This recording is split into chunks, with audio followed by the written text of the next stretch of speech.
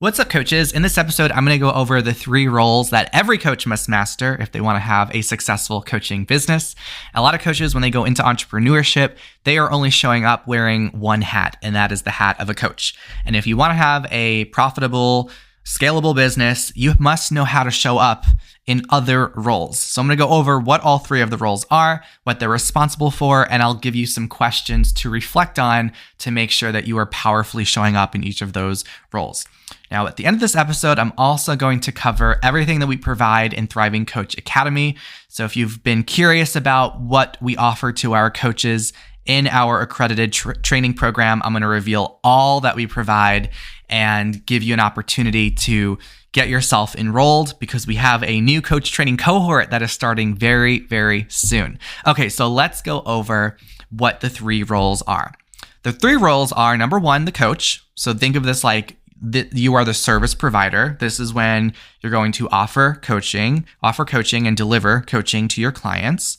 The second role is a manager. So think of this like being the organizational expert for your business that is managing time and the different responsibilities that you have. And then the third role is being the CEO. So this is where you are the strategic leader, where you are deciding what the vision is for your business, what you plan to earn, and how you plan to get there. Now, you must be able to switch between all 3 of these roles to be successful as a coach. And oftentimes in your day-to-day of running your business, you will switch between these roles throughout the same day. There will be times that you'll be wearing the CEO hat, where you're making strategic decisions for your business and coming up with creative new ideas to grow your business. There will be times where you will be managing your time and assigning tasks to yourself when you're wearing that manager hat. And then there will be times where you'll be in coaching sessions and you'll be switching to that coach hat. So these are the 3 different roles that you must know how to swap between. Now, you might hear these different roles and think, oh, I don't really see myself as a CEO, or I've never been a manager before. And you might just start doubting yourself. And I want you to let those doubts go because it's not a matter of if you can successfully show up in these different roles. They are all within you. You don't need to have resume experience as a CEO or executive or a management experience in your past in order to really do a great job in honoring these roles. So you don't need to have any of the background. You just need to recognize that they're all self-concepts that you can cultivate and you can express. When I got started in my coaching business, I did not have managerial experience. I did not have executive or CEO experience. I just cultivated that over time. And now I'm able to very easily swap between all 3 of those roles when I'm running and growing my business. And the good news is that in Thriving Coach Academy, we actually teach you how to powerfully show up with all 3 of these roles. We're not just showing you how to be a great coach. We're going to show you how to manage your business and also how to run it as the CEO. All right. So if you are, the only instance in which you will not need to vary between these 3 roles is if you plan to work for an organization as a coach. So if a company hires you to deliver coaching, or if you're contracted by an entity or company to provide coaching, then you're just going to show up purely as the coach and that's it. But if you are wanting to have a coaching business, then you're going to want to make sure you know about all 3 of these roles: the coach, the manager, and the entrepreneur. And the CEO. So let's start out by going over the first hat, which is the coach. Okay, this is again when you are the time that you're spending offering your coaching services to clients. So you're conducting your sessions, you're giving guidance and support to your clients. And this is important because it's important to know how to coach well, because this is really where you get the results and the outcomes from your work. So this is the actual service that you're providing. Your goal when you're wearing the coach hat is to create an impactful and a successful coaching experience between you and your clients. So some questions that you can reflect on in order to strengthen your coaching hat is, how confident do you feel in the impact and the effectiveness of your coaching?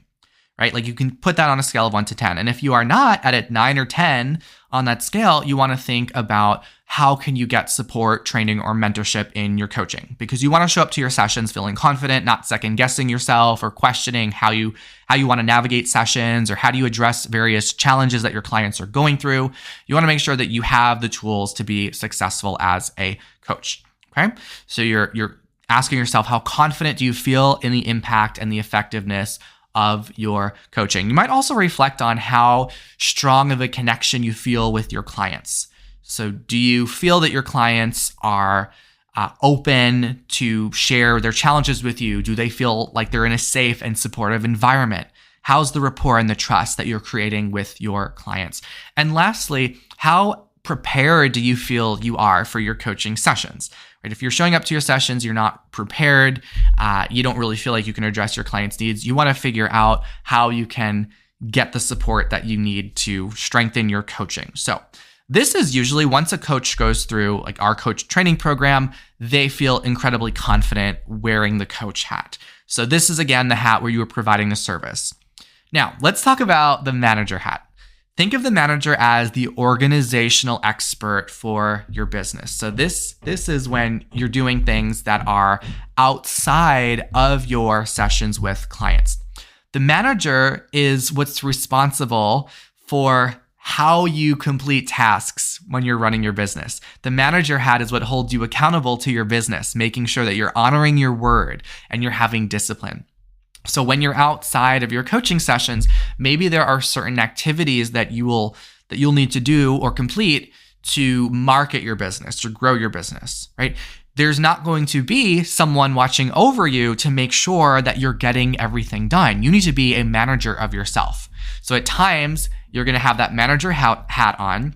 You're going to make sure you understand when you're going to complete certain tasks. Usually it's mostly just marketing related things. So not just saying, oh, I'm going to produce a podcast or make a piece of content for social media or launch a workshop. You're not just saying those things, but you've got to make sure that you actually do them. And, you might come from a work environment where you've had a manager who holds you accountable and makes sure that you're following through, a manager that you've reported to, making sure that you're doing the things that you're supposed to do. When you run your own business, you set these expectations for yourself and you are expected to fulfill those expectations. Now, one of the other things you want to make sure when you're wearing this manager hat is that you're not just being busy and spending a lot of time on your business, but you're being productive. Okay, there's a big difference between being busy and being productive. So busy is just filling your time with various tasks. Often they're just very random, or they make you feel maybe a sense of importance because you're devoting a lot of time to something. But when you're running your own business, you're not getting a paycheck for how much time you put in. This is why when a lot of people are concerned around how much time it takes to be successful, a lot of people have assumptions that, oh, I need to be spending 40 or 50 hours a week to really make a good living for myself as a coach. And this is not true, because when you become a good manager of yourself, you will assess the time that you're putting in and you'll be able to determine, you're kind of like auditing how am I spending my time right now and how necessary are the tasks that I am devoting myself to. So the manager hat's going to trim down on the actions that are not getting you results and just honing in on the productive actions that are getting you the most results in your business. So this is what it means to be a manager of yourself. Knowing how to what you're going to put on your calendar, the things that you're going to get done, making sure you're meeting your deadlines, you're honoring your commitments, but also balancing out, your productivity, the time you're devoting to your business, balancing that out with self-care as well. Okay, so you make sure that you're not just spinning your wheels, working nonstop, because when you run your own business, you really do get to determine how often you want to work. And when I got started in my first couple of years, I remember I would devote so many hours a day to my business. And then I started to feel exhausted from that and realized I don't have to be running my business this way. Like, what if I cut down the hours I put into my business in half and I'm able to get a greater outcome? And that's exactly what I did. And I've talked about this in other episodes, how over the 10 years I've been in the coaching industry, I feel like every year I actually devote fewer hours to my business, and yet it generates more income and I'm able to have more of an impact at the same time. And that's just because of strengthening that manager hat over time to make sure I'm devoting myself to only the things that are the most productive and not getting caught up in just miscellaneous tasks. So the manager hat, make sure that you are being disciplined, you're holding yourself accountable, you're committing to your plans, and you're doing what is most productive, not just what's going to make you feel busy. All right. So some questions to reflect on to help you strengthen this role with your business is, firstly, how well are you organizing your current tasks? How well are you organizing and prioritizing what you need and want to get done? How well are you meeting the deadlines or the commitments that you're setting for yourself? So if you say that you're going to create some form of marketing material and you're not doing that, then we got to look into it. That your manager hat has to come in and see what's getting in your way, what is stopping you. Okay. The other question you want to think about is how much of your time is spent being busy versus how much of your time is spent being productive.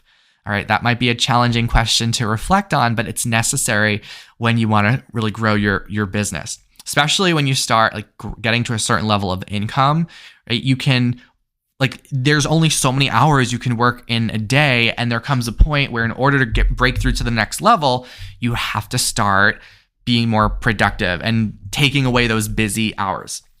Okay, another really interesting question to think about is, would you hire yourself based on your work ethic and your performance? So would you hire yourself? Okay. Would you hire yourself? Now, this doesn't mean that you have to be working a 9 to 5, 40 plus hour a week situation here. You do not have to do that. Again, the goal is that you're getting done what you say you want to get done. So there are many days during the week where I will sleep in, I won't be waking up before 9 a.m. or even 10 a.m. I won't be waking up before then, but I know that I'm going to finish what it is that I'm going to do. I've always been more productive in the evening hours. So I've just become a manager of myself over time and observed my natural working process and my work ethic. And rather than forcing myself to work at a time that wouldn't really work for me, I just create the schedule that I know allows me to optimize my productivity with my business. So you can think about that for yourself, right? What is your ideal work schedule? What does that look like? And you don't have to limit yourself to just the ways in which you've worked in the past and the schedules that you've been required to have. I think that's one of the cool things of running your own business, is that you don't need to have a separate boss or manager tell you when you have to work. You get to decide when you want to work. And as long as you're getting done what you want to get done, then that's fine. You're golden there. So how would you hire yourself based upon your work ethic and your performance? And given the story I just shared, what is your ideal work style, right? What is your ideal work schedule? Considering that and adjusting it if necessary. Another question to reflect on is, how well do you balance your work with your self-care? So that way you're not exhausting yourself or causing burnout. Okay, in a typical organization, a manager might say, here are your expected work hours and here's your time off. But when you work for yourself, you've actually got to determine that. You become your own manager. So you have the freedom to figure out what that looks like for you. It could be that you take off 1 week out of every month. As long as you're moving your business along and getting done what you want to get done, then you're free to decide how it is that you want to run your business. How are you incorporating self-care? And if you find that self-care is a struggle for you, I have a podcast episode that talks about, I think the episode's titled How to Avoid Burnout. So make sure you listen to that, where I go a lot deeper into self-care. I have a lot of self-care implemented into my day-to-day life. And that's a great episode to listen to just give you some ways to brainstorm that. All right. And then finally, how disciplined are you in following through on the different plans or goals or strategies that you have? How disciplined are you in following through with them?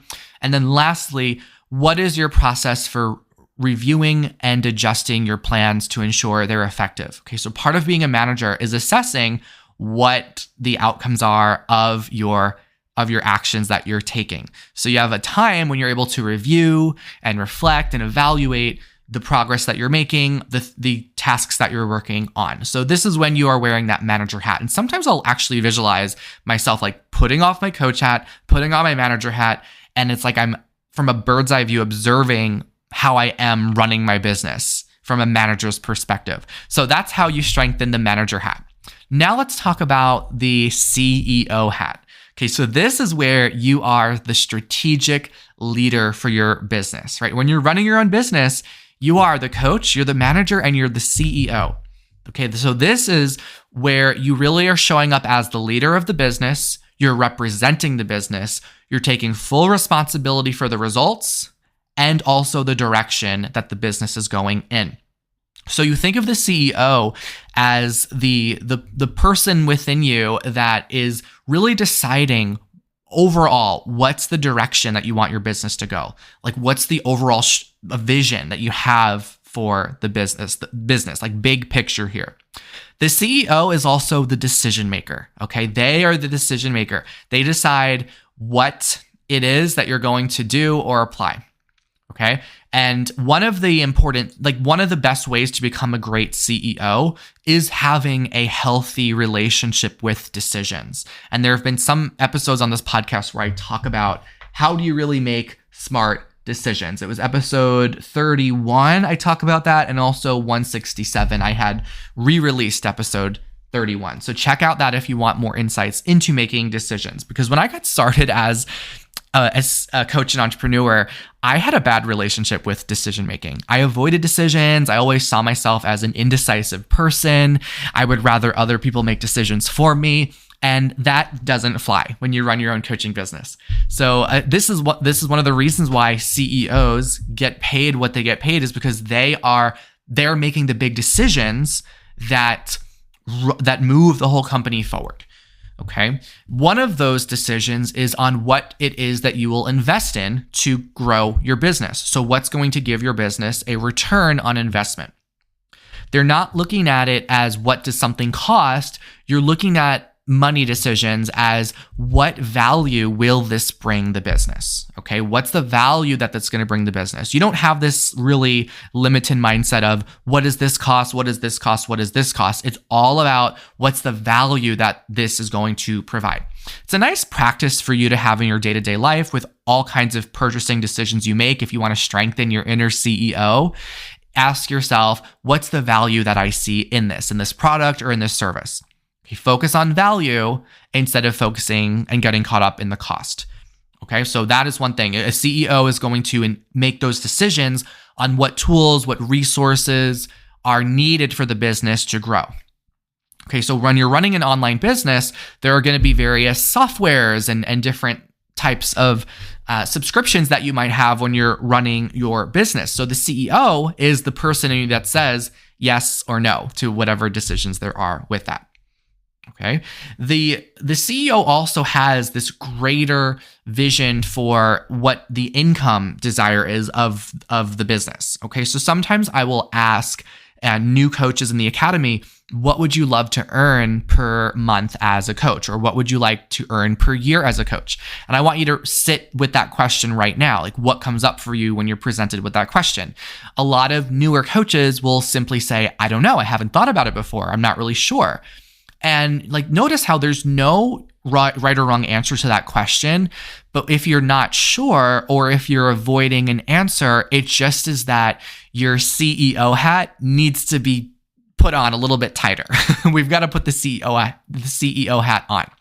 So what is it that you would love to earn per month and per year with your business? The CEO will decide on that, and then that sets forth the greater strategy for, okay, now how do we go about making that happen? Okay, how do we make that happen? So the CEO thinks big picture. The CEO is future oriented. They're not caught up in the current circumstances of the business. They're looking into the future. What are those long-term goals? How could we strategically take the business forward? All right. And the CEO is also willing to take some level of risk. Okay, some level of intelligent risk. When you're running a business, there are going to be risks that you take. It is just part of running a business and also living life. So if you are someone that is very risk avoidant, or if you assume the worst is always going to happen to you, you've got to recognize the catastrophizing part of your brain. You've got to calm it down and you've got to put that CEO hat on, which is that voice of reassurance that's going to have this calm and gentle confidence and reassure you that everything's going to be okay. You're going to be just fine. I've had so many times in my business where I've been afraid and just thought like things were not going to pan out. But every single year over the past decade, I've had more income generated. And I attribute that to the CEO part of me that's been able to take on risks, say yes to things that were a little bit scary, and look for the ultimate value in all decisions that I was making. So here are some questions to reflect on to strengthen that CEO inside of you. One is, how confident are you in making decisions that would shape your future? So think about that right now. What's your relationship like with decision making? If you don't see yourself as a decisive person, what if you started to try on that identity for yourself? That even if it's a stretch, you don't have to think of yourself as an amazing decision maker, but at least you can start to try on the thought, I am open to the idea that I can make good decisions, right? I'm open to the possibility that I can make decisions without needing other people's input. So try on those thoughts. The faster that you start to recognize that you have the capacity to make bold and incredible decisions, the faster you're going to see your business propel forward.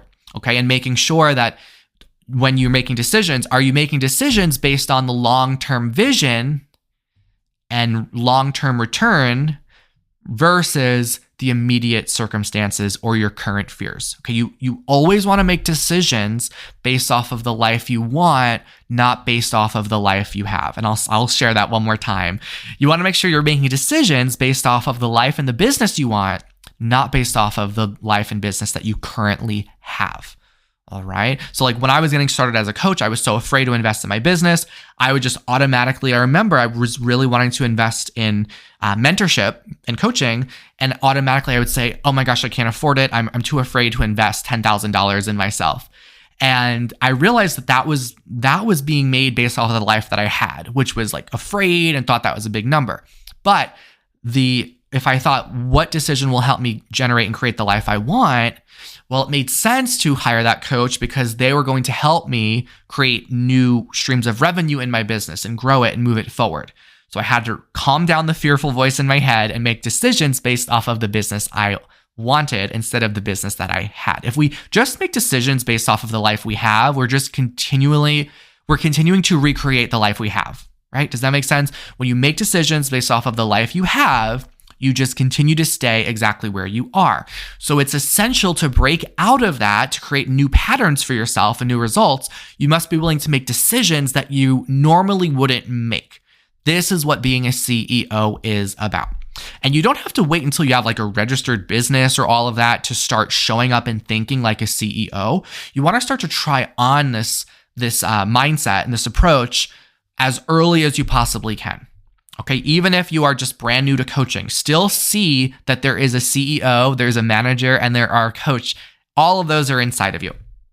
Okay, so some other questions to reflect on to strengthen your CEO hat is how much are you currently taking responsibility for your business? So the CEO is not going to be blaming the economy or the market or whatever, like all these kinds of the algorithm. The CEO does not blame. A powerful CEO takes full responsibility for the results and learns. Constantly looking for new opportunities or ways to grow. So how much are you currently taking full responsibility for your business? Now, one of the other decisions that I didn't mention that the CEO part of you is going to be fulfilling are growing your team, right? Hiring people, letting people go. So at some point, you might decide you want to take on more coaches, or you might want to have employees or contractors or virtual or executive assistants. You may grow your team, and the CEO part of you is going to be the part that's going to think about who do we want to hire, who do we want to let go, and then how are we going to grow our team and also be available to our team, providing them proper support moving forward. So like now I have a whole team of instructors and coaches inside Thriving Coach Academy. So I'm often wearing the CEO hat throughout the week where I am checking in with the team. I'm making sure that they are prepared for the work that they're doing. So I'm wearing that CEO hat more often as my business has grown over time. And that's exactly what's going to happen for you as well. You're going to start out really just showing up as the coach, but then you'll also start showing up more at the manager side of you and the CEO part of you as well. All right. So those are some different questions to consider when it comes to wearing the CEO hat. So again, in summary, those 3 hats are the coach hat and the manager hat and the CEO hat. So imagine yourself like having all of those hats and putting them on right now. Like just think about how you have the ability to be this coach, this amazing service provider. You also have this ability to be a great organizational expert wearing that manager hat. And you have the ability to be a strategic leader for your business by being that CEO. Okay, so before we finish this episode, I want to take a few minutes to talk about Thriving Coach Academy. Maybe you are newer to the podcast and you're not really sure about what our program is. So my team and I have trained over 1,000 coaches over the years, and we offer a start to finish, step-by-step process for growing your own coaching business and knowing how to provide amazing coaching services. We have an accredited training program called Thriving Coach Academy, and you are able to get started at any time. You can jump in, you'll get immediate access to resources that are going to help you become an amazing coach. So once a student enrolls in our program, they will get access to a series of videos that will share with them how they can lead a powerful coaching session. You're going to learn the 3 parts of a session, and you're going to learn the best approaches in each of those parts of a session. Now, we'll teach you a whole bunch of coaching tools, but our signature tool that we teach and no one else teaches is the rulebook coaching method. Now, this is the process that you'll use with your clients to have them have very fast breakthroughs in their sessions with you. You will find that within minutes into coaching sessions, your clients are going to release blocks that have been holding them back for years just by applying our rulebook coaching methods. So you're going to learn how to do this in your sessions. You're going to become exceptional at it, and you're going to learn all the other necessary coaching tools as well. Now, you're not going to be on this journey alone in coach training. Community is so important for us. We are a fully virtual program, and all of our virtual classrooms are very interactive and dynamic and a lot of fun. So you will be put into a small cohort with other coaches like you that also have big dreams to help other people, to make a difference in the world as coaches. You'll have many opportunities to connect with them, to practice with them, and to gain support from one another. So you'll be part of a cohort. And again, we have a cohort that is starting very, very soon. So you want to make sure that you get yourself in the academy as fast as you can. Our next cohort starts in early September. All right. So you get in a cohort, you'll have the ability to connect with others. You're also going to have a lot of feedback given to you on your coaching. So you will be getting supervised training here and feedback. You'll have a one-on-one mentor coach given to you. We're going to have one-on-one sessions with your mentor coach. They're going to be evaluating your coaching throughout the process from beginning to end. You'll have plenty of opportunities for your mentor coach to give you personalized feedback, so that way you know what your blind spots are and you know how to show up at your very best as a coach. All right. So you're going to have the mentor coaching experience as well, which a lot of our coaches say that they absolutely love about being in the academy. So you'll have that. You're also going to have the hard copies of our coach training manuals shipped to your door. No matter where you are in the world, we have students from all around. We will ship you hard copies of your manuals, and you want to get those manuals as soon as possible, ideally before your cohort starts. So that's one of the benefits of getting started sooner than later. You get those manuals in your hand, you get to start jumping in on our weekly calls, and you can connect with your peers ahead of time before your cohort eventually begins. So you have those hard copies that are going to lay out for you exactly how to navigate yourself through a coaching session, the approaches to take, how to address various challenges, the questions to ask. You're going to have all of it laid out for you. you'll find that your coaching confidence is going to skyrocket very quickly when you're in the academy. We have most of our students, they start enrolling their first few paying clients within just the first couple of months that they're in coach training after their first module. So we find over 50% of our coaches are enrolling paying clients within the first couple of months, and you get to have that ability to earn as you learn. So you do not have to wait until you're fully certified. We'll make sure that you have a set of tools to use right away so you can start having an impact very quickly and start building up your practice with that initial wave of clients. All right, so you'll have the ability to get started with that. Now, our whole entire certification process takes about 6 months. And when you're finished with the program, you will complete a final exam, and then you'll be recognized as a certified professional coach. Okay, you'll have that credential. You will have that ability to have more credibility in the industry because of having the certification showing that you've been given high-level coach training and support. But we do not stop there. After you finish your coach training and get certified, the door stays open and we are still available to you. So we make sure that we are still providing you with any kind of feedback you want on your coaching. You can reattend all of our modules for no additional cost. It's all included. You get lifetime support with our program. And this is one of the things that makes our school unlike any other. Okay, we are going to stay with you for as long as you want us to support you with where you take your business. Now, getting your coaching down is one thing, but becoming a great entrepreneur is another. And this episode has hopefully revealed that to you. You've got to know how to be a great manager for yourself and also a great CEO. So we're going to provide you with support on knowing how to organize your calendar, hold yourself accountable, track your time, be able to show up in the most productive way to your business. We give you support on that. And we also will show you how to really be the CEO of your business. In our program, you're going to get what's called the Client Magnet Masterclass. This is a step-by-step process to show you how to enroll clients and also how to stand out as a premium coach in the industry.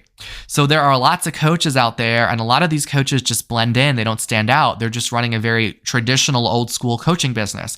We are going to show you how to have a premium coaching business. So in order to do that, we're going to show you how to specialize your coaching. So you're not going to be just a generic life coach.